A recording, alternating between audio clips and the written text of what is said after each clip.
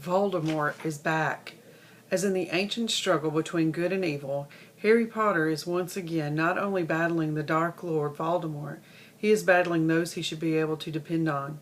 As Harry must do what is right and just to save himself and those that he loves, it will cost him both physically and emotionally. We are all rooting for him as he takes a stand. Harry Potter and the Order of the Phoenix by J.K. Rowling. Good evening, Mr. Potter. Harry started and looked around. He had not noticed her at first because she was wearing a luridly flowered set of robes that blended only too well with the tablecloth on the desk behind her. Evening, Harry said stiffly. Well, sit down, she said, pointing toward a small table draped in lace, beside which she had drawn up a straight-backed chair. A piece of blank parchment lay on the table, apparently waiting for him. Said Harry, without moving. Professor Umbridge, before we start, I wanted to ask you a favor. Her bulging eyes narrowed. Oh, yes? Well, I'm on the Gryffindor Quidditch team, and I was supposed to be at tryouts for the new keeper at 5 o'clock on Friday, and I was wondering whether I could skip detention that night and do it another night instead. He knew long before he reached the end of his sentence that it was no good. Oh, no, said Umbridge, smiling so widely that she looked as though she had just swallowed a particularly juicy fly.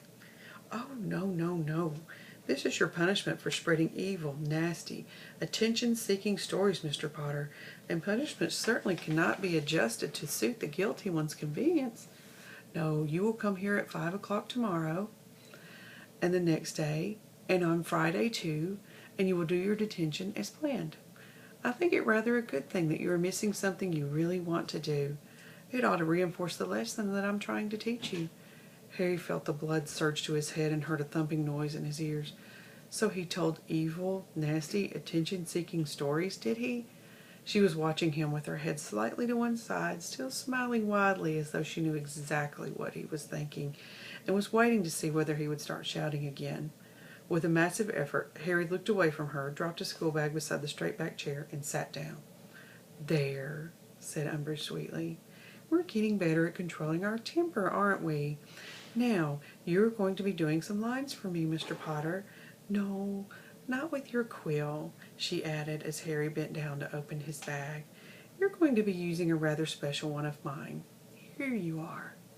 She handed him a long, thin, black quill with an unusually sharp point. I want you to write, I must not tell lies, she told him softly. How many times? Harry asked with a credible imitation of politeness.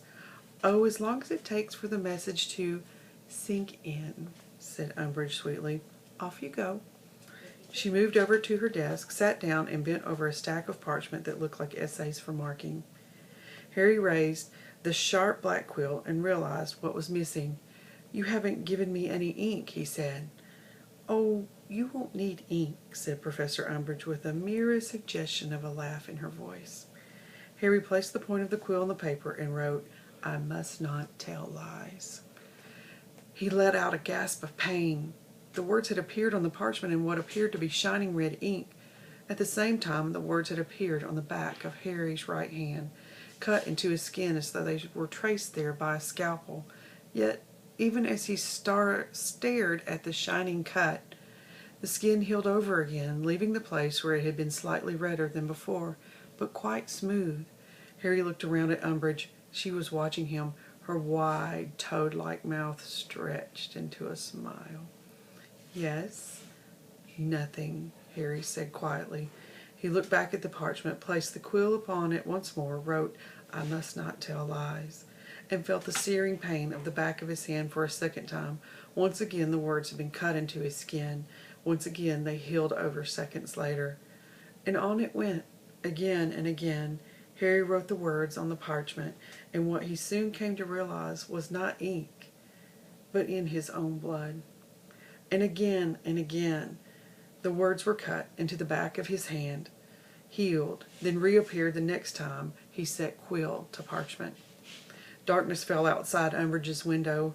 Harry did not ask when he would be allowed to stop. He did not even check his watch. He knew she was watching him for signs of weakness, and he was not going to show any, not even if he had to sit here all night, cutting open his own hand with the squill. "Come here," she said, after what seemed like hours. He stood up. His hand was stinging painfully. When he looked down at it, he saw that the cut was healed, but that the skin was red raw. "Hand," she said. He extended it. She took it in her own, and Harry repressed a shudder as she touched him with her thick, stubby fingers on which she wore a number of ugly, old rings. "I don't seem to have made much of an impression yet," she said, smiling. "Well, we'll just have to try again tomorrow evening, won't we? You may go." Harry left her office without a word. The school was quite deserted. It was surely past midnight. He walked slowly up the corridor. Then, when he had turned the corner and was sure that she would not hear him, he broke into a run.